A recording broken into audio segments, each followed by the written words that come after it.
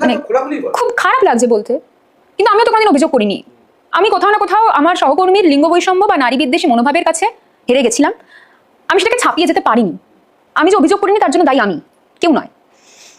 এই যে 21শে জুলাই পরবর্তী আমার জীবনযাত্রা এবং 21শে জুলাই পরবর্তী আমার জীবন, সেই জীবনে কিছুটা তো আমার যোগ্যতা রয়েছে ভাই।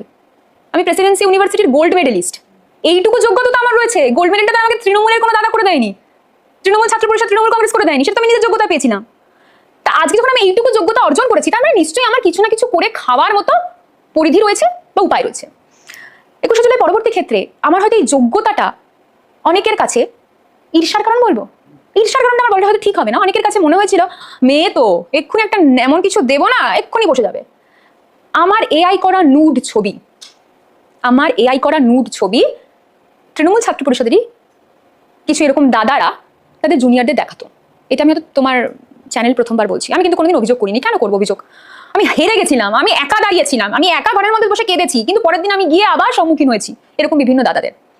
জুনিয়রদের ডেকে ডেকে দেখাতো, এরা দেখলি তোদের উঠতি নেত্রী, দেখলি দেখলি। জুনিয়ররা বলেছে, আমাকে কেউ বলেনি, কোনোদিন বলেনি, প্রান্তিককে বলেছে। প্রান্তিক পরবর্তী ক্ষেত্রে সেই কথা আমাকে বলেছে। খারাপ লেগেছিল, খারাপ লেগেছিল, সব ধরনের আমি এখানে ব্যবহারই করবো না। আমি এত অপমানিত হয়েছিলাম, খারাপ লাগেনি, আমি অপমানিত হয়েছি যে আমার দলের সুপ্রিমো নারী, আমার দলের সুপ্রিমোকে যখন কোনো বিরোধী দলের নেতা নেত্রীরা এরকম কুরুচিকর মন্তব্য করে, কুরুচিকর ছবি দেখায়, তখন এই ছেলেরাই প্রতিবাদ করে। সেই ছেলেরা তার দলের একজন মহিলা কর্মীর সঙ্গে মহিলা কর্মীর যোগ্যতাকে ঢেকে দেওয়ার জন্য, নামিয়ে দেওয়ার জন্য এআই করা নুড একে অপরের মোবাইলে পাচার করতো।